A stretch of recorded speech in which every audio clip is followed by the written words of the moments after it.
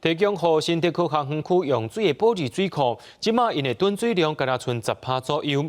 水利署副署长含新竹县长杨文科18视察水库了后，表示讲，当咧研究若是桃园的水用来支援新竹地区，敢有法度对一日20.5万吨增加到22.5万吨咧。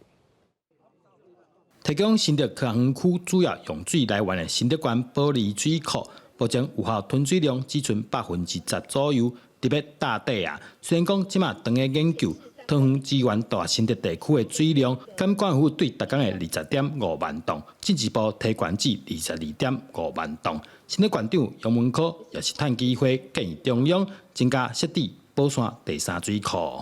我们必须要开源节流。那开源的部分，我们新竹县也特别建议，希望在宝山有第三水库，以及凤山溪的水也可以做蓝河堰。因为这个都需要一些调查评估了哈，这个部分我会依照县府的建议，我会继续来评估哈。除了关心水库水情，县长杨文科也带县府一级主管参厂商斗阵来到附近的庙寺求雨，希望天公伯啊赶紧落雨，解决欠水问题。我们这个祈求老天保佑啊，赐给我们雨水。那我们自己也要努力。那怎么样去节水啊？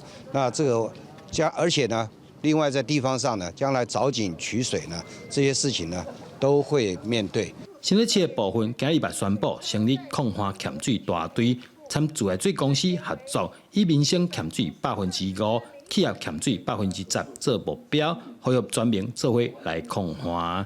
记者张君和新竹报道。